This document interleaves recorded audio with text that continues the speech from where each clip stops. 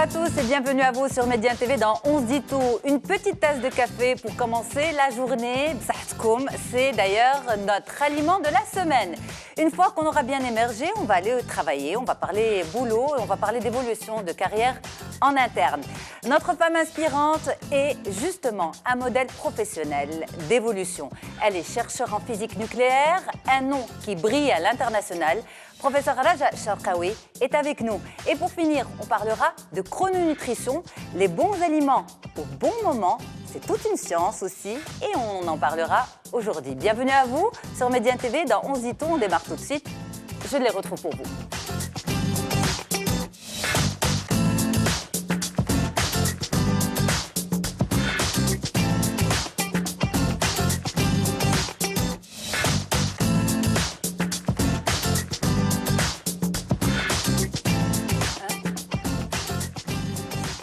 Merci beaucoup d'avoir choisi Média TV. On se dit tout pour passer cette heure ensemble. Très très bon réveil à toutes et à tous. Très bon petit déjeuner, une bonne petite tasse de café pour émerger, un verre de thé aussi, pourquoi pas. En tout cas, moi, ça me fait plaisir de vous retrouver une nouvelle fois et de retrouver mes invités qui ont accepté de faire cette émission avec moi pour vous. Je vous présente Fatima El-Hasni. Bonjour Fatima. Bonjour Yasmine. Merci beaucoup d'être là. C'est un plaisir de vous retrouver. Vous êtes consultante RH et coach carrière et justement l'évolution de carrière en interne. On va en parler avec vous dans quelques instants. Notre femme inspirante de cette semaine, on va dire, on ne peut pas la présenter parce que ça serait la réduire. C'est un grand nom de la science à l'international. C'est vous, professeur Raja Charqaoui. Merci beaucoup de nous faire l'honneur d'être avec nous sur le plateau d'On se dit tout. Vous êtes professeur en physique nucléaire, académicienne, scientifique internationale. Un très beau parcours, une très belle expérience de vie professionnelle à partager avec nos téléspectateurs et nos téléspectatrices.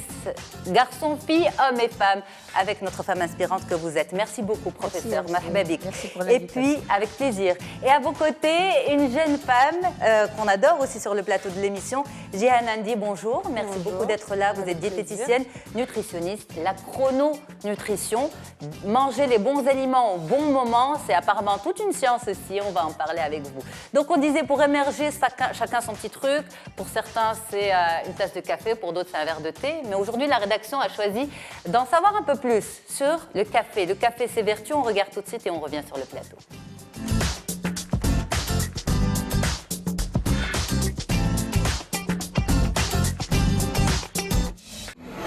Qui aurait pensé qu'une chèvre, car ayant mangé les fruits d'un caféier, serait à l'origine de la découverte du café? Mais ceci n'est qu'une légende. Qu'en est-il de la réalité? Historiquement, le café est originaire de la province éthiopienne de Kaffa. Il s'est développé à partir du Yémen au XIIe siècle pour conquérir le monde arabe, puis le reste du monde. Au Maroc, deux principales variétés de café vert sont consommées. Le Robusta, bien dosé en caféine que l'on reconnaît par son goût corsé, et l'Arabica, plus aromatique et plus doux en saveur, qui a moins de teneur en caféine. Le café, c'est bien connu, exerce un effet stimulant sur la mémoire et le cerveau. Il augmente la sensation de bien-être puisqu'il fait sécréter de la dopamine, l'hormone du bonheur. Riche en vitamine B3, il permet de combattre la fatigue, améliore la digestion et surtout, il est très riche en antioxydants, notamment les polyphénols qui ralentissent le vieillissement cellulaire. Avec ou sans sucre, avec ou sans lait, corsé comme allongé, le café se déguste en boisson selon les désirs de chacun. Mais on le retrouve aussi dans une multitude de créations culinaires comme le fameux tiramisu au café, les macarons au café, le milkshake au café et la mousse chocolat café. Petite astuce beauté, utilisez le marc de café pour vos gommages, vous serez étonné de ses bienfaits. Alors justement, à la fin, on entendait parler de marc de café comme gommage pour la peau. Avant de parler de gommage, vous êtes café, Fatima, café? Oui, je suis café parce que je prends une dose de café léger chaque jour. Ça me booste surtout l'après-midi, donc c'est intéressant. Et quand je conduis aussi, quand j'ai des trajets lents, j'essaie de prendre une dose de café pour rester un café par jour? Oui, à peu près, oui. Léger. Tout à fait, l'après-midi. Jihan? Pas trop. Pas trop café? J'ai du mal avec le goût, j'arrive pas vrai avec l'arrière-goût un peu amer, j'ai trop de mal. Mais plutôt peut-être sur le visage. Non, même pas. Même pas. Le goût, l'odeur, c'est pas... Elle est toute jeune, je voulais pas le dire en fait. C'est la jeunesse, exactement. Elle n'en a pas encore besoin. Professeur Charqaoui, café? Ces dernières années, Oui. 1 à 2. À deux, mais on imagine souvent justement les scientifiques très concentrés avec leur tasse de café. Ah non. C'est pas ça? Non, non. Moi, j'ai pas du tout été café avant. Et une fois, j'ai lu un article, je ne sais pas si c'est vrai, on disait qu'une femme qui prend un café par jour a plus de mémoire. Alors, ça vous a... Ben, j'ai essayé. Ça donne ce que vous êtes aujourd'hui. En fait, je réfléchis bien. Je suis bon, entre guillemets, hein. Mais la mémoire, ce n'est pas la gloire. Hein. Donc, je me suis dit, tiens, je vais m'y mettre pour un peu améliorer. Et on devient addict après. On devient addict, c'est vrai. Mais pour le visage, en gommage, c'est super. Hein. Honnêtement, le marc de café, on dit que c'est bon pour les plantes aussi. Oui. Mais pour le visage aussi, c'est très bien. Moi, c'est mon petit secret. On me dit souvent, qu'est-ce que tu utilises? J'utilise du marc de café en gommage. Quand ils font le café le samedi matin, je dis, bon, on garde le marc, mettre le houch. Mais ce n'est pas que pour le visage, c'est pas pour le corps aussi. Pour le corps avec la caféine, ça a un effet anticellulite. C'est vrai. Donc on l'utilise aussi pour faire des massages pour le corps et enlever cet aspect peau d'orange un peu. Complètement, absolument. Et certaines femmes de ménage l'utilisent dans la cuisine. Hein. Pour nettoyer l'évier pour les mauvaises odeurs. Ça enlève les mauvaises odeurs, complètement, absolument. Ben voilà, on en sait un peu plus, les expériences. Pour les cheveux, on parlait de l'utilisation du café comme coloration pour les cheveux. Pour les cheveux, on en parlait en off. Ça, c'est les discussions de filles avant de démarrer les choses sérieuses. Bon, mesdames, on va bosser un peu, ça serait bien quand même. Oui, bien OK, sûr. à tout de suite.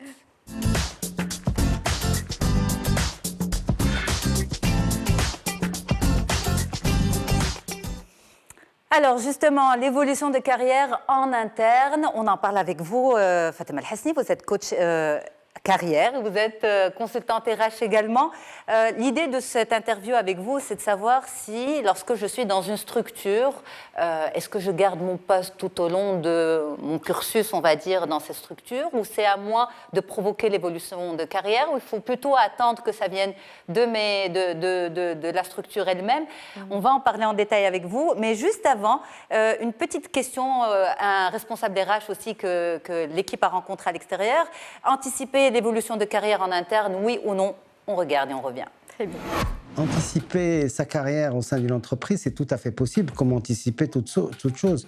Toujours faut-il d'abord avoir cet état d'esprit d'anticiper. Mais en tout cas, quand on rentre dans une entreprise et quand c'est notre première expérience, la première des choses qu'il faut bien faire, c'est d'abord prendre ses repères. Parce que quand on arrive et on se dit on a tout compris et on commence à expliquer aux gens comment ils doivent vivre, alors qu'on n'a pas aucune expérience, des fois c'est un peu gênant. La deuxième étape de cette phase d'intégration, il est intéressant de commencer un peu à analyser l'organisation autour de soi. Il faut avoir en continu cette capacité de se dire et de se poser des questions et de repérer ce qui nous intéresse. D'après beaucoup de théories qui ne sont pas prouvées scientifiquement, qu'une carrière, en général, elle commence à avoir des rebondissements au bout de 3 à 5 ans. Et d'ailleurs, certaines entreprises ont créé des dispositifs de gestion de carrière qu'ils appellent des comités de carrière et des plans de succession, et dont ils mettent en place des dispositifs de gestion de carrière qui sont soit liés à une mobilité fonctionnelle, c'est-à-dire on change de job carrément, ou une mobilité géographique. Entre parenthèses, j'ai connu un temps où la mobilité, la mutation était une punition, alors qu'aujourd'hui, la mobilité, ça devient carrément un aspect valorisant de la carrière, parce que la mobilité permet de voir d'autres environnements de travail, de connaître d'autres cultures et de revenir beaucoup plus renforcé pour prendre des postes de dirigeants, par exemple. Après cette phase-là, il est très important de commencer à se dire, maintenant, j'ai de l'expérience, j'ai acquis des connaissances, et là, il faut montrer qu'au-delà de vos missions classiques au sein de l'entreprise, que vous êtes capable soit de faire les choses autrement, soit que vous pouvez dépasser un peu le cadre de votre poste. Comme disait un grand coach de la vente, quand on travaille à 100%, c'est pour avoir son salaire, 120%, c'est pour construire sa carrière. C'est-à-dire les 20% vous permettent d'avoir la bonne curiosité pour apprendre des choses et délivrer des choses qui, si elles sont reconnues, vous permettent d'aller plus loin. Et dans la gestion des carrières, on évalue ce potentiel. On ne peut pas l'évaluer si la personne ne montre pas autre chose de ce qu'elle sait faire de manière classique et naturelle par rapport à son poste. Et comme disait un de mes grands patrons que j'ai connu dans ma vie professionnelle, il disait « le poste appartient à l'entreprise et la carrière vous appartient ». Alors Fatima El Hasni, justement, peut-on évoluer sans partir? Est-ce que c'est possible? C'est possible, mais la question, est-ce que ça dépend de l'environnement? Est-ce que l'environnement nous permet justement d'avoir cette possibilité d'évoluer? C'est pour ça que c'est important, quand on choisit d'intégrer une entreprise, et même lors de l'entretien de recrutement, de poser cette question aux recruteurs pour savoir s'il y a des possibilités d'évolution de carrière. D'emblée? Bien sûr. Ça ne choquerait pas le recruteur? Non, au contraire, parce que si vous ne posez pas la question, le recruteur peut vous poser la question, peut vous dire par exemple comment vous vous projetez, où est-ce que vous voyez dans 5 ans. C'est pour évaluer un peu votre intérêt et votre ambition d'évoluer et de progresser. Parce que l'évolution, elle est synonyme de progression. Donc, il y a des organisations qui, effectivement, sont très claires là-dessus. Et ils ont des politiques de mobilité interne, ils ont des plans d'évolution, ils ont des plans de succession, des passerelles entre les métiers. Et ça, dès le recrutement, ça fait partie d'ailleurs de leur politique d'attraction des talents et aussi de fidélisation. Donc, on donne les possibilités à tout le monde d'évoluer en interne si on veut les retenir. Et donc, c'est important pour que le candidat puisse avoir la réponse à cette question s'il y a possibilité. Et il faut que ça matche aussi avec son plan de carrière. Parce que s'il a des objectifs, s'il a des ambitions, s'il a des aspirations, donc il faut qu'il sache est-ce que l'organisation dans laquelle il va travailler va lui permettre d'avoir cette évolution. Après, c'est à lui de choisir si c'est juste une phase transitoire durant laquelle il va passer 2 ans, 3 ans pour apprendre, pour avoir de l'expérience, avant de décider de oui ou non de partir. Après, l'évolution, il y a plusieurs types d'évolution. Il y a ce qu'on appelle l'évolution verticale. Effectivement, là, elle est bien sûr accompagnée d'un nouveau titre, d'une promotion, d'un nouveau, on va dire, type de rémunération. Mais ce qu'il ne faut pas oublier, c'est qu'il y a aussi ce qu'on appelle l'évolution horizontale. C'est-à-dire, si vous n'avez pas la première, pensez de ce que vous allez apprendre en interne. L'évolution verticale, c'est plus de responsabilité, c'est de toucher à d'autres activités dans la même, on va dire, ligne de métier. Ça vous permet plus tard... Plus horizontale, vous voulez dire? Horizontale, exactement. Ça vous permet de développer d'autres compétences, d'apprendre autre chose. Ça vous permet de faire le tour aussi de votre métier. Mais, si vous me permettez, par rapport à cette évolution horizontale, justement, est-ce que finalement, ce n'est pas aussi une manière de se conforter d'une situation ou de faire avec? Parce que s'il n'y a pas d'évolution verticale, à ce moment-là, on se dit, bon, ben, mais c'est pas grave, je suis quand même en train d'apprendre. Avec le « je suis quand même en train d'apprendre ». Mais en vue de peut-être un jour partir parce que j'aurais accumulé suffisamment de bagages. Mais de toute façon... On fait avec. Oui, exactement. Mais de toute façon... avant d'aspirer à une évolution verticale, il faudra d'abord que vous ayez la possibilité de faire, comme j'ai dit, le tour de votre métier. C'est-à-dire développer, voir un peu toutes les compétences qu'on peut avoir, toutes les responsabilités dans le métier, etc. Mais une fois qu'on est sûr, et aussi vous êtes sûr que vous avez fait le tour de la question, mais aussi vous donnez on va dire, la possibilité à votre hiérarchie, à votre responsable, de voir si vous avez développé toutes les compétences qui peuvent par la suite vous donner possibilité d'une promotion. Ok, alors vous l'avez dit, c'est un point abordé déjà en entretien, d'emblée, c'est très important. Oui. Maintenant, ça a été abordé en entretien, ok. Je travaille depuis 2 ans, 3 ans. Est-ce que c'est à moi d'aller relancer ma hiérarchie? Comment ça se passe? Au fait, si maintenant l'organisation donne cette possibilité de promotion, d'évolution, ce n'est pas suffisant. Il faudra que dans votre comportement au quotidien, dans votre travail, vous montrez que vous méritez l'évolution. L'évolution ou la promotion et les mériter. C'est une question de compétences. Je dois faire valoir mes compétences, je dois les montrer, mais je dois aussi montrer mon ambition. C'est-à-dire, je ne dois pas attendre. Il faudra que je m'exprime là-dessus et dans les organisations structurées, il y a plusieurs manières, il y a plusieurs occasions de montrer et de discuter que voilà, j'aspire à une responsabilité supérieure parce que je le mérite. Il faut attendre des entretiens annuels, par exemple? Voilà, il ne faut pas forcément l'entretien annuel de fin d'année, mais toutes les occasions qui vous permettent de discuter avec votre hiérarchie, il faut lui en parler. Si vous ne le faites pas, les autres le font.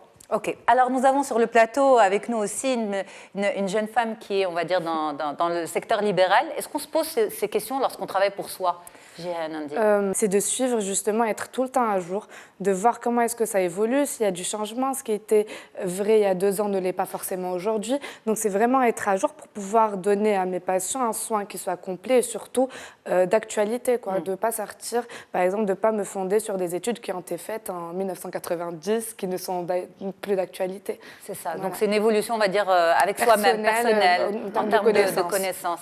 Et quand on est une grande scientifique, professeur Cherkaoui, est-ce qu'on se pose aussi de la même manière cette question d'évolution de carrière en interne? Vous avez beaucoup travaillé au sein de l'université. Est-ce que c'était programmé de démarrer en tant que professeur et d'évoluer jusqu'à la vice-présidence? Alors, à l'université, il y a, disons, un enchaînement qui est logique. C'est-à-dire, on commence professeur assistant, par la suite, il faut qu'on passe l'habilitation pour pouvoir diriger des recherches, encadrer des étudiants, et par la suite, on passe professeur de l'enseignement supérieur. Donc la carrière est tracée. Okay.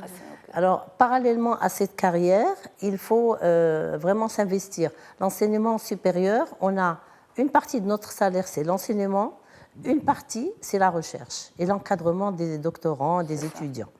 Et donc, c'est impératif. Alors, c'est dans cette partie où il faut vraiment s'investir dans la recherche. Alors, quand on s'investit, on sort de la masse. Beaucoup d'enseignants ne font pas de recherche parce que dans notre système, on n'a pas encore vraiment de contrôle là-dessus, mais ça vient, ça commence. La rémunération n'est peut-être pas aussi très encourageante, non?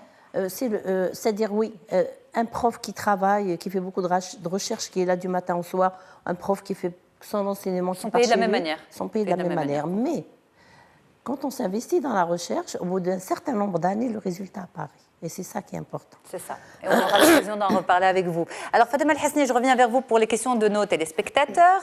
Nous avons une jeune femme, Majda, qui vous dit « Jusqu'à quelle mesure une structure est tenue de répondre aux besoins de formation de ses collaborateurs ?» Alors, aujourd'hui, je parle du Maroc. Il y a déjà, en termes de législation, donc les organisations sont encouragées à donner de la formation parce que l'État ou des organismes comme l'Office de la formation professionnelle, il va subventionner des parties de formation. Donc là, ça encourage justement les organisations à investir dans le développement des compétences de leurs collaborateurs. Et donc, voilà, toute personne doit demander s'il y a possibilité de faire des formations. Et puis, donc, les organismes, normalement, ils font des plans de formation annuels, etc., pour tout le monde. Et ça rentre dans cette idée de développement, de traçabilité, développement de carrière en interne? Exactement, tout à fait. Développement de compétences, ça s'appelle le développement des compétences. Voilà. Okay. Alors, il y a une autre question qui est très intéressante. C'est Anas, qui a 29 ans, qui vous dit « Y a-t-il une durée à ne pas dépasser par poste occupé au courant de sa carrière, au risque de dévaluer sur le marché de l'emploi ?» Monsieur Srat parlait tout à l'heure entre 3 et 5 ans. Oui. Au bout de 5 ans maximum, il faut passer à autre chose.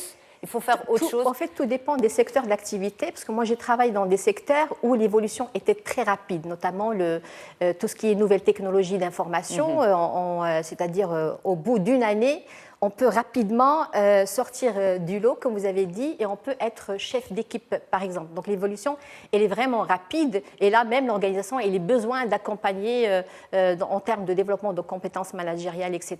Non, tout dépend de l'environnement, et aujourd'hui, si je parle par exemple des jeunes, ils ne sont pas très patients, et l'évolution aujourd'hui, elle se fait rapidement, parce qu'il y a de la compétitivité en interne, et aussi quand l'organisation met à votre disposition tout ce qu'il faut pour apprendre. C'est bien ou c'est pas bien cette évolution rapide aujourd'hui, ce changement de rythme?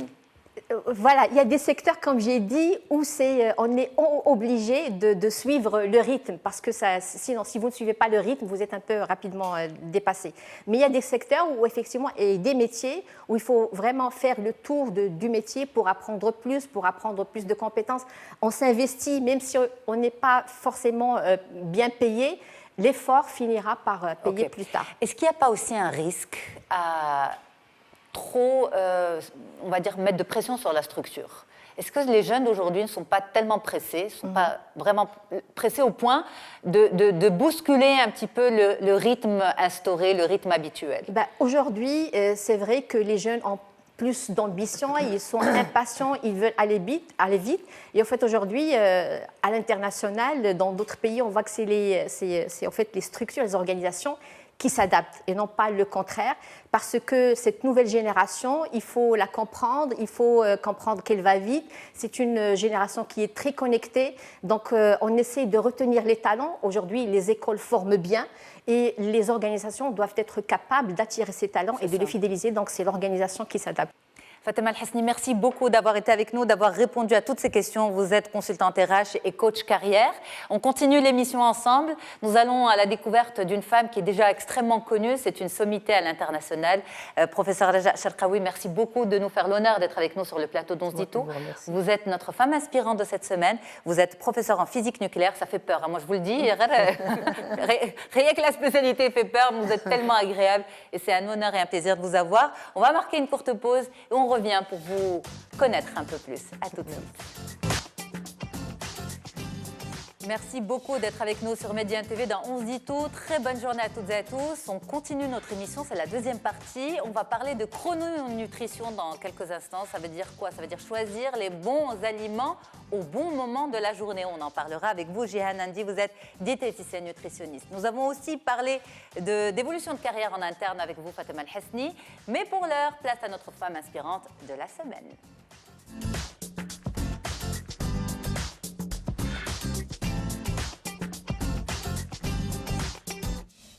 Et c'est vous, professeur Raja Cherkaoui, merci beaucoup d'être avec nous. C'est un plaisir, madame. Vous êtes académicienne, scientifique internationale. Vous êtes un précurseur, on dit un, mais bon, on serait au Canada, on dirait une précurseuse. Vous êtes un précurseur de la physique nucléaire au Maroc, mais aussi à l'international. Vous êtes la première, on va dire, à avoir lancé des formations et un master, notamment en physique nucléaire, au sein de l'université marocaine. Qui êtes-vous exactement? Eh bien, on a essayé de résumer ça, même si c'est très difficile de vous résumer, de résumer votre carrière en quelques minutes. Nos équipes sont venues chez vous pour un petit échange avec vous en toute intimité. On regarde et on revient pour continuer la discussion. Raja Cherkaoui El-Morsli, je suis professeur à l'université Mohamed V de Rabat, la faculté des sciences, professeur de physique. Donc après mon baccalauréat, je suis partie en France, j'ai fait toutes mes études en France, à Grenoble. Et dans mon doctorat, j'ai eu la chance de travailler dans une nouvelle expérience qui allait être mise sur un accélérateur à Grenoble, mais aussi sur un accélérateur au Centre européen de recherche nucléaire à Genève.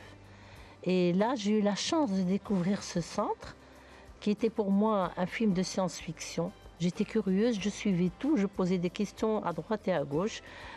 Tout le monde était aimable. Une fois que je suis rentrée dans mon pays, j'ai intégré l'université Mohamed V de Rabat et j'ai eu la chance, avec un collègue, de pouvoir faire accepter le Maroc dans une collaboration internationale à Genève, au CERN. On participait à une expérience qui essaie de découvrir comment nous avons été créés à partir du Big Bang. Alors le Big Bang est très important puisque la fameuse formule d'Einstein qui dit que l'énergie équivalente est égale à MC2, que vous voyez dans toutes les publicités, elle veut dire que l'énergie et la masse, c'est la même chose. Donc le Big Bang, c'est une grande énergie à partir de laquelle ont été créées des particules, mais sans masse. Et cette masse a été acquise par un phénomène, un modèle qu'on appelle le modèle de Higgs. Et cette expérience, on va accélérer des particules, on essaie de faire un petit Big Bang et de voir qu'est-ce qu'on obtient. Et là, on a trouvé une nouvelle particule qui s'appelle la particule de Higgs, qui aide les particules à avoir une masse. Et cette particule a été proposée dans un modèle en 1960. Regardez combien d'années il a fallu pour démontrer. Et grâce à qui? Grâce à une collaboration de 2000 personnes. Et le Maroc était membre de cette découverte. Donc on a contribué. Et c'est grâce à ça que j'ai eu mon prix L'Oréal UNESCO. Le prix L'Oréal UNESCO est un prix qui est donné à 5 femmes dans le monde. Moi, je représentais la femme en sciences pour l'Afrique et les États arabes. J'ai été nominée par mon doyen, qui est actuellement notre ministre de l'Enseignement supérieur, et aussi par le directeur général du CERN. Donc j'ai eu ce prix et ce prix m'a entraîné dans beaucoup d'autres comités internationaux de par le monde et c'est extraordinaire. J'ai pu réaliser mon rêve et mon conseil va en particulier aux femmes en sciences. Jamais ne voyez le stéréotype, les femmes ne doivent pas être en sciences. Chaque personne a un don, que ce soit un homme ou une femme. Alors, professeur Raja Sharkawi, vous parlez d'énergie dans vos recherches. Votre énergie à vous, c'est quoi? Votre énergie toutes ces années pour avoir mené tous ces projets? En fait, je ne me suis jamais rendu compte qu'est-ce que c'est cette énergie. Il y a 1 an ou 2 ans, on m'a appelé des États-Unis, de Washington, et il y avait un Global Challenge, un concours de robotique de jeunes, international, de tout le monde. Et malheureusement, j'étais déjà prise. On m'a appelé et le prix était en mon nom. C'est ça. Et comment était écrit le prix? Il était écrit « le courage ». Et c'est là où je suis revenue en arrière et je me suis dit, mais effectivement, il m'a fallu beaucoup de courage. Et dans l'enseignement, on ne se rend pas compte pourquoi. Parce qu'on aime ce qu'on fait. En fait, c'est ça. Et c'est là où je me suis rendu compte que j'ai eu du courage et que c'est vraiment du courage. Et c'est pour ça que je dis à toutes les femmes, il faut avoir du courage. Alors, quand vous dites le courage, justement, parce que ce n'était pas simple au départ pour vous, ce n'était Jamais pas une carrière la recherche- toute tracée. Non, jamais la recherche n'est simple, dans n'importe quel pays du monde. Parce qu'on travaille, on est des petits rats dans le laboratoire. Si on trouve quelque chose, si on est dans une découverte ou une publication très connue, on va être connu, sinon on est dans le laboratoire. Donc, franchement, il faut aimer. Et le résultat vient par la suite. Mais quand je dis que ce n'était pas simple, parce que d'abord le retour après les études n'était pas évident, vous êtes rentré presque pour une mission patriotique. C'est votre papa qui vous a encouragé à rentrer. Effectivement, j'étais en France, j'allais postuler pour un poste au Centre national de recherche français. Au laboratoire, on était déjà 2 à être proposés.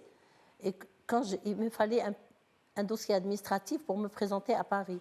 Et comme je suis partie après le bac, je ne connaissais rien. J'ai demandé à mon père pour m'aider à faire ce dossier administratif. Et c'était un refus total.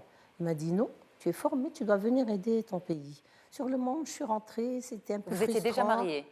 J'étais déjà mariée et mon père parlait à mon mari, il disait « Ah non, ma fille, elle rentre !» C'était à l'époque, mon mari respectait, répondait rien, il lui disait « Voyez avec votre fille ». Et franchement, c'est quelques années après que je me suis dit « Heureusement que je suis rentrée, parce que notre pays a besoin de nous. Et c'est très important. Pour ça que je dis à tous les jeunes, restez à l'étranger, apprenez, mais une fois que vous avez appris, essayez de mettre ça en marche dans votre pays. Revenez. C'est ça, revenez. Et c'est ça qui va aider le pays. Si tous nos jeunes, et ce qui me fait plaisir aussi, c'est que ces dernières années, il y a beaucoup de jeunes qui reviennent, surtout dans les grandes sociétés qui s'installent au Maroc. Et ça, franchement, c'est un boost pour notre pays. Et j'ai développé ce patriotisme grâce à mon père. Alors, ce patriotisme, vous l'avez développé au point justement d'ouvrir aussi des formations. Pas mal de formations. Quand vous dites il m'a fallu du courage, c'est pas facile pour une femme scientifique dans le monde arabe, en Afrique, au Maghreb et au Maroc, de lancer un projet pareil. Alors, d'abord pour les formations, j'avais eu l'idée de faire un master de physique médicale. C'est des physiciens qui vont travailler à l'hôpital. Et c'est très important, heureusement, parce qu'après, il y a eu beaucoup de centres qui ont été ouverts. S'il n'y avait pas ces promotions, il n'aurait personne. Il faudrait qu'on fasse appel à d'autres de l'étranger ou bien former sur le tas. Donc ça, c'est la première chose. Et la deuxième chose, comment faire pour que... Parce que dans une collaboration internationale, il y a 38 pays dans cette... il y a 2 challenges. Le premier, il faut que les autorités, c'est-à-dire votre ministre, acceptent d'être membre de cette collaboration, parce qu'ils discutent avec le pays. Ils savent qu'il y a une équipe. Et par la suite, l'équipe marocaine va expliquer à la collaboration qu'est-ce qu'elle peut donner. Et là, il y a un vote. Il faut que la collaboration soit d'accord d'accepter cette équipe. Donc, il y avait les 2 challenges. Et au départ, je me rappelle très bien, avec un collègue de Casa, un ami, on a proposé ça. Les gens nous prenaient pour des idiots. Ils disaient, nous, on a besoin de nourriture, d'agriculture, pas de physique nucléaire, de recherche expérimentale. Expérimentale, c'est ça. Et là, j'ai toujours répondu une chose. J'ai eu la chance de rencontrer plusieurs prix Nobel, de discuter directement avec eux. Et on avait reçu Abdou Salam, qui était un prix Nobel, donc d'un pays en voie de développement. Il est venu au Maroc, il est venu à la fac, il a rencontré quelques chercheurs et on a discuté. Et je lui ai dit, qu'est-ce que vous pensez de la recherche fondamentale ? Il m'a dit, dans mon centre, c'est lui qui a créé le Trieste, le centre en Italie, qui est pour le développement des pays en voie de développement. Et donc, il a dit, j'ai déposé demandé à la Banque mondiale du financement pour plusieurs projets. Tous les projets expérimentaux et d'application ont été financés. Et tous les projets de recherche fondamentale n'ont pas été financés. Il a demandé une entrevue avec le directeur général de la Banque mondiale, qui lui a expliqué votre pays a besoin, les pays en voie de... Et lui, qu'est-ce qu'il a répondu? Il a répondu, nous, vous voulez qu'on mange, mais nous, on veut bien manger comme vous. Parce que pour lui, la recherche fondamentale va créer une certaine formation de haut niveau, et donc qui va suivre, ces gens vont passer à d'autres, et donc ça va faire évoluer le pays vers le haut. Donc il faut les deux en même temps. Et ça, c'est resté La recherche fondamentale et expérimentale, les deux. Il faut les deux complètement, en même temps. Absolument. Vous avez reçu beaucoup de prix, professeur Cherkaoui. Il y a d'ailleurs un prix qui porte votre nom. Ça, c'est une grande consécration. Vous l'avez soulevé tout à l'heure. C'est le First Global Challenge à Washington. Donc, c'est 3 médailles à votre nom qu'on remet à ces jeunes. Et puis, vous l'avez reçu aussi, ce prix lauréat de l'UNESCO en 2015. Vous avez représenté tout le continent africain. Donc, vous avez été lauréate de ce prix avec 4 autres femmes, donc 5 femmes au total pour l'édition. Et il faut le rappeler, c'est que dans ce prix, il y a déjà eu 3 prix Nobel. C'est ça. Oui. Qui ont eu, donc, on va dire, c'est l'élite de la recherche internationale. C'est bien ça. Ça représente quoi pour vous, justement, le positionnement d'une femme marocaine, africaine, à l'échelle internationale de la science? Comme je disais, d'abord au départ, on ne se rend pas compte. Même quand on m'a appelé, excusez-moi, quand le jury délibère, pendant le jury, ils appellent les candidates qui ont été sélectionnées. Quand on m'a appelé, je croyais que c'était une blague. Donc je répondais, pas plus. Qu'est-ce qu'on vous a dit? Vous êtes sélectionné, professeur? Voilà, pour représenter l'Afrique et les Arabes. J'ai dit, bon, d'accord. Mais j'étais vraiment... Et là, on m'a passé, parmi le jury, il y avait des gens, il y avait un académicien de l'Académie de France que je connaissais, et je l'ai rencontré dans un congrès, donc il m'a parlé, donc j'étais plus rassurée. Il y avait un collègue de l'Afrique du Sud, mais qui est d'origine algérienne, qu'on a reconnu aussi dans les congrès, et qui m'a parlé, et là, ouf. C'est vrai, donc c'est vrai. Voilà. Et ce qui est extraordinaire, c'est que le même jour, alors j'ai appris ça à midi, et on m'a dit, il ne faut rien dire, parce que c'est à nous de l'annoncer avant mars. Okay. Moi, je l'ai su en septembre. Juste après, j'apprends par un coup de fil que j'étais membre correspondant de l'Académie, que j'étais maintenant nommée par Sa Majesté membre résidente. Résidente, c'est-à-dire à vie, dans l'Académie des sciences. Et la même chose, il ne faut pas le dire jusqu'à ce qu'il y ait la nomination officielle. Comment on peut pour garder autant de bonnes nouvelles? C'est très difficile. Alors, j'ai répondu, est-ce que je peux le dire à mon mari? Okay. Pour moi, c'était très important. Et j'ai dit à mon mari, attention, tu ne le dis pas. Voilà. Et un ministre, à ce moment-là, le ministre de l'Enseignement supérieur l'a su, par l'Académie des sciences françaises, parce qu'il est aussi académicien. Et il m'a appelé, il m'a dit, on appelle les journalistes. Il me dit, non, je lui dis... Pas de journaliste. Vous voyez un peu, voilà. Alors, vraiment, Masrina Chibik, parce que c'est un plaisir d'échanger avec vous. Je sais que normalement, je suis supposée faire intervenir mesdames avec nous présentes en une demi-seconde chacune. Un petit mot rapidement. Moi, je suis très contente que vous rentriez au Maroc, parce qu'il y a beaucoup de gens qui partent, qui font énormément de choses, mais on ne les connaît pas. Alors que là, c'est un bel exemple qu'il y a des femmes marocaines, des potentiels marocains qui réussissent, mais qui viennent aussi partager leur savoir et leur expérience avec les jeunes, avec les femmes marocaines. C'est excellent. Jihan? Une demi-seconde? Oui, un peu plus même, impressionnant. Voilà. Ouais. Ça vous parle, vous, enfin, on va dire vous êtes la plus jeune du plateau, ça vous inspire? Beaucoup, mais en fait j'ai suivi votre conseil justement parce que moi aussi j'ai fait mes études à l'étranger, j'ai choisi de rentrer pour exercer ici et à aucun moment j'ai regretté mon choix parce qu'il y a tellement de choses à faire, il y a tout à construire et je trouve que c'est vraiment beaucoup plus... on va dire, glorifiant de faire quelque chose où on se dit que voilà, au moins on apporte quelque chose. On ne va pas se calquer sur un schéma qui a déjà été fait, mais on est en train de créer et de faire évoluer les choses. Ben voilà. Rapidement peut-être, professeur, on revient à un point qui est important, c'est la sous-représentativité des femmes dans le monde de la science, pas uniquement au Maroc ou en Afrique, mais de par le monde. Je pense que moins de 30% des scientifiques dans le monde sont des femmes. Et donc, il y a beaucoup de stigmatisation, de stéréotypes. Comment on peut dans un, on va dire, secteur aussi supposé être aussi évolué, avoir encore ces stéréotypes et comment peut-on lutter contre? Alors d'abord, quand on regarde les écoles d'ingénieurs ou les facultés, les branches scientifiques, au Maroc, on est très bien placé. Hein. On a autour de 40% par rapport à l'Europe où c'est 30%. Alors elles sont bien, elles sont parmi les premiers, ça y a aucun doute. Tous les prix, on voit toujours des jeunes femmes. Et à partir d'un certain moment, il y a disparition. Il n'y a plus les postes de décision, on ne les voit plus. Alors, chacun analyse ça de sa manière. Moi, j'ai toujours dit à nos sociologues à l'université, réfléchissez sur ce problème. Personnellement, je réponds par quelque chose, mais peut-être que je me trompe. Quand on élève, c'est la maman. Quand on élève les enfants, on ne les élève pas de la même manière, un garçon et une fille.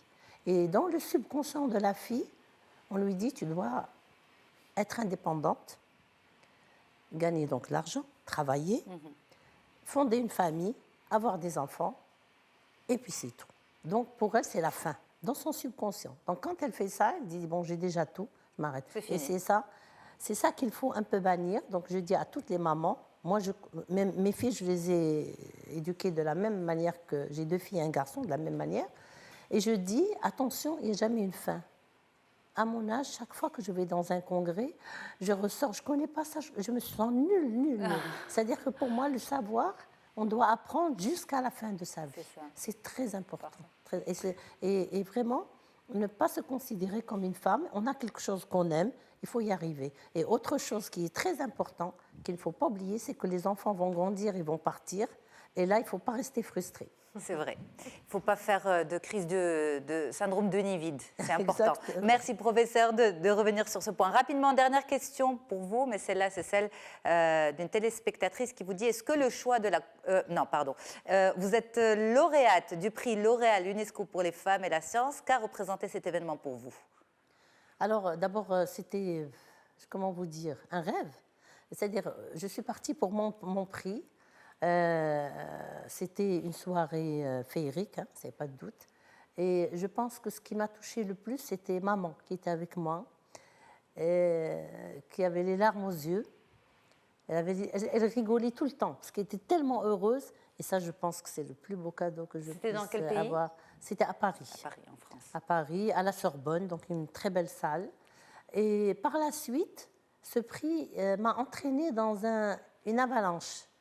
C'est-à-dire que j'ai appris. Vous voyez, alors je suis dans des comités, mais je me suis rendu compte, avec le recul, chaque fois je fais un recul. Maintenant, bien sûr, on ne le fait pas quand on est jeune, mais chaque fois, il faut voir le recul. D'abord, quand il y a un problème, il faut se mettre là-dedans et voir qu'on est tout petit dans l'univers et qu'on est vraiment loin et prendre ce problème le plus bas possible, premièrement. Et deuxièmement, dire que chaque fois qu'on est dans un comité où je suis maintenant jury de L'Oréal UNESCO, c'est moi qui désigne les 5 femmes dans le monde, parmi d'autres personnes bien sûr, mais chaque fois se dire que quand on a quelque chose, c'est là où on doit apprendre le maximum. C'est ça. Mais je vais le dire de façon vraiment, comme on dit, très crue, mais ce qui est incroyable, c'est que vous n'avez pas du tout la grosse tête, professeur. C'est ça qui est incroyable, vous avez vraiment la tête sur les épaules. Vous ne trouvez pas ? Oui, tout à fait, c'est de la sagesse. C'est de la sagesse, oui, exactement. Ben, merci. Mais je pense que plus on apprend, plus on est sage. C'est général. Ça, je l'ai vu autour de moi. Et ma première leçon étant jeune, c'était la rencontre de grands prix Nobel, de grands scientifiques. J'ai eu beaucoup de chance. Hein. Chaque fois que je suis dans un congrès, parfois ils sont très modestes. Et j'avais des gens à côté de moi, quand je lui demandais qui vous êtes, il me dit qui... Et là, je pose des questions. Là aussi, je ne rate jamais une occasion. C'est-à-dire beaucoup de curiosité. De curiosité. Je pose des questions pour savoir comment, pourquoi il a eu... Et ça, c'est pour ça que vraiment, c'est un conseil que je donne. Ne ratez aucune occasion pour poser des questions, pour savoir plus de choses. Merci beaucoup, professeur Raja Cherkaoui, de nous avoir fait l'honneur de venir sur le plateau d'On se dit tout aujourd'hui. On va continuer. Alors, on va parler d'une autre science. Cette fois-ci, elle concerne une partie de notre santé, notre alimentation. C'est la chrononutrition. C'est savoir manger les bons aliments au bon moment. C'est tout de suite.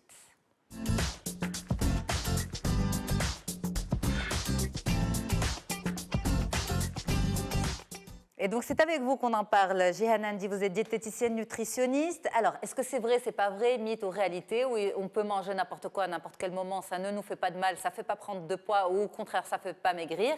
On va essayer de comprendre tout ça en détail avec vous. D'abord, nos équipes sont allées dehors, poser la question aux gens. Est-ce que justement, c'est important de manger certains aliments à des heures précises? On regarde et on revient pour savoir ce que ça donne.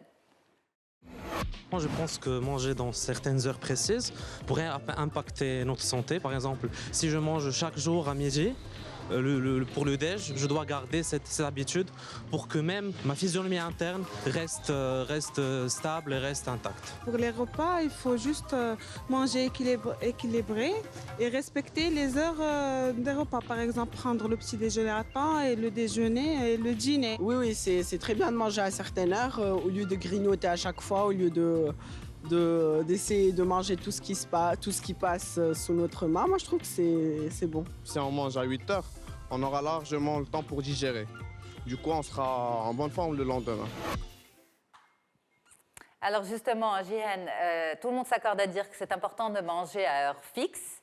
Mais maintenant, on va rentrer un peu plus dans les détails avec vous. On va parler vraiment d'aliments. Est-ce qu'il y a vraiment des aliments du matin, d'autres pour midi et d'autres pour le soir, ou finalement, ça dépend de l'organisme de chacun? Alors en fait, le fait de manger à la même heure à heure fixe et la chrononutrition, c'est deux principes différents. Exactement. Parce que la chrononutrition, c'est un principe qui a été inventé par un docteur gériatre, docteur Alain Delabo en France, nutritionniste aussi. Et le principe même, il se base sur l'horloge biologique, qui est le rythme circadien. Ça veut dire qu'on est en train de sécréter des hormones et des enzymes toute la journée, suivant des schémas qui sont précis et des horaires précises. À ce moment-là, donc son raisonnement et sa logique, c'était d'apporter certains nutriments à un certain moment de la journée pour éviter de stocker les graisses. Donc c'est plutôt dans une optique de perte de poids. C'était suite au boom de l'obésité qu'on a pu donc remarquer ces dernières décennies. Et en fait, à ce moment-là, tout le monde essayait de chercher ou de trouver la solution miracle qui va pouvoir mettre fin à cette épidémie, comme ça a été dit par l'OMS, l'Organisation mondiale de la santé, qui a en fait mis l'obésité, citée plutôt comme étant la première épidémie non infectieuse de l'histoire. Donc à ce moment-là, tout le monde cherchait la recette miracle, donc on trouvait plein de régimes amaigrissants, etc. Maintenant, comme je disais tout à l'heure, la nutrition, c'est un domaine qui évolue très rapidement. Donc ce qui était la chrononutrition qu'on a cru pouvoir aider à perdre du poids pendant un moment n'est plus d'actualité aujourd'hui, tout simplement, et c'est valable pour tous les régimes amaigrissants, parce que ça marche pendant un moment, on perd du poids, mais après on stagne. On stagne, voire même on reprend. Mais on apprend à manger. Par exemple, si on sait que tel aliment n'est pas consommé le soir ou celui-ci à privilégier le matin, une fois qu'on l'adopte, je pose la question, mais une fois qu'on l'adopte et que ça a donné des résultats et qu'on continue ensuite, parce qu'après, c'est aussi une éducation sanitaire, d'hygiène alimentaire. D'hygiène alimentaire. Oui, tout à fait. Mais en fait, ce qu'il faut juste savoir, c'est que c'est une question de répartition journalière. Maintenant, on ne parle plus de quand est-ce qu'il faut manger quoi, mais comment. Ça veut dire que là, pour perdre du poids, et vu qu'on parle de chrononutrition comme étant un régime amaigrissant, il faut juste avoir un déficit calorique. Et une bonne répartition journalière. Ça veut dire que si on évite de manger en grande quantité le soir, c'est pas pour ne stocker moins, c'est juste pour avoir une meilleure digestion, un meilleur sommeil, parce que c'est pendant le sommeil que nos cellules se régénèrent, que nos tissus sont réparés. À ce moment-là, on va avoir une meilleure récupération, on va se réveiller en meilleure forme. Et puis, ça va juste... Et même la digestion va se faire dans des meilleures conditions, parce que si on dort, on ne va ni régénérer nos tissus, et si on dort l'estomac rempli et les intestins remplis, on ne va pas digérer bien non plus. Donc en fait, on se retrouve à avoir des problèmes digestifs et un sommeil qui n'est pas du tout réparateur, mais pas pour la prise de poids. Ça veut dire qu'on ne stocke pas plus le soir. Ça, c'était des croyances d'avant. Ça veut dire que c'était prouvé scientifiquement. Après, comme ça évolue, on a de nouvelles méthodes de découverte. Donc, on découvre qu'en fait, non, ça ne se passe pas comme ça. Mais alors, juste si on revient au proverbe qui dit faire un petit déjeuner de roi, un déjeuner, ça donne de prince, c'est ça, et dîner de pauvre. Est-ce que ça tient toujours ou pas? Alors, en fait, ça tient dans le sens où on se dit le matin, on se réveille d'une longue période de de jeûne, on a besoin de carburant pour bien démarrer la journée. À ce moment-là, il va falloir prendre un bon petit déjeuner, mais il y a des personnes qui n'arrivent pas à petit déjeuner le matin. On ne va pas les forcer à manger. Mais on dit que c'est important de petit déjeuner, sinon c'est un facteur de risque de développer des problèmes de poids, de l'obésité. Ce qui se passe, c'est que les personnes qui n'ont pas l'habitude de manger le matin, on ne va pas les forcer. Pour une personne qui a l'habitude de manger, qui décide de ne plus prendre le petit déjeuner pour perdre du poids et que derrière, c'est une frustration qu'elle va se traîner de manière inconsciente et qui va générer des comportements à risque comme des grignotages à droite et à gauche parce qu'elle aurait du mal à se contrôler. Là, à ce moment-là, on va conseiller plutôt d'avoir un petit déjeuner équilibré. Mais pour les personnes qui ne petit déjeunent pas, je ne sais pas si ça se dit ou pas, mais on ne va pas les forcer à manger. De la même manière que le midi, c'est le moment où on doit apporter des protéines, des féculents, des légumes, c'est un groupe alimentaire et des groupes alimentaires qu'on n'a pas forcément l'occasion d'en amener le matin. Et le soir, ça dépend de la répartition journalière. Si on a pris un déjeuner copieux, le dîner va être un peu plus léger. Et si on n'a pas bien déjeuné le midi, il va falloir couvrir les besoins de l'organisme. À ce moment-là, on va se rattraper le soir. Mais quand je dis se rattraper le soir, c'est sur des aliments sains pour couvrir les besoins. Pas des aliments plaisir comme le chocolat. Mais alors justement, les aliments plaisir, chocolat, gâteau, glace, etc. Est-ce que quand on a envie de se faire plaisir, c'est plus intéressant de les manger en début de journée ou en fin de journée? C'est pareil. C'est pareil, en fait, il faut arrêter de diaboliser ces aliments-là parce que même si, on va dire le danger, la nocivité de ce groupe d'aliments, c'est directement lié à la fréquence de consommation. Si on les consomme en petite quantité, de temps en temps, ça va absolument rien faire. Matin, midi ou soir, c'est pas grave. Peu importe. Comme je vous ai dit, du moment où ça s'inscrit, elle dédramatise tout. Mais c'est vrai, c'est comme ça qu'il faut le prendre. Parce que ce qui se passe, c'est que quand on se frustre tout le temps, on est dans une phase de restriction intense qui va être suivie par une phase de craquage où on aura du mal à se contrôler. Et puis à côté de ça, on va culpabiliser, on va retourner à la phase de frustration et on se retrouve enfermé dans une espèce de cercle vicieux. On fait le yo-yo, on perd du poids, on en reprend, on perd, on en reprend. On n'est pas bien, on culpabilise, on se sent pas bien. Et donc pour en sortir, il faut juste manger bien, suffisamment, se faire plaisir de temps en temps, se dépenser et avoir une alimentation équilibrée. Alors, on l'adore, hein, Fatima? Elle est top. Oui, exactement. Mais il y a vraiment un problème parce qu'à chaque fois, il y a de nouvelles théories, il y a de nouvelles tendances et que parfois, ça devient même des obsessions pour certaines personnes. Moi, je dis qu'il faut écouter son corps, manger ce qui lui fait, ce qui nous fait plaisir. La nutritionniste Fatima dit... Mais c'est vraiment, c'est par expérience. Parce que parfois, on force, par exemple, les enfants à bien manger le matin alors qu'ils sont stressés. Écouter son corps, adopter les bonnes habitudes et faire du sport pour consommer. C'est ça. Professeur Raja, vous en pensez quoi de cette chrononutrition ou de... Moi, tout ce qui est régime, c'est dangereux parce que j'en ai jamais fait de ma vie. Et vous avez des aliments plaisir? Ah oui. Moi, quand je stresse, il me faut un gâteau. Un gâteau. Et beaucoup de crème. Donc les gens s'étonnent. Quand mon mari dit pas de crème, je dis la ration, vous me l'ajoutez. Alors là aussi, moi j'adore le beurre. J'ai toujours mangé beaucoup de beurre, je ne sais pas pourquoi. Et tout le monde me dit, mais tu es folle, personne ne mange du beurre. Je lui dis, mais quand je ne mange pas de beurre, je ne me sens pas bien. Et quand je suis stressée, j'ai besoin d'un gâteau. Effectivement, ce n'est pas tous les jours, mais de temps en temps. Ça vous fait du bien? Oui, je pense.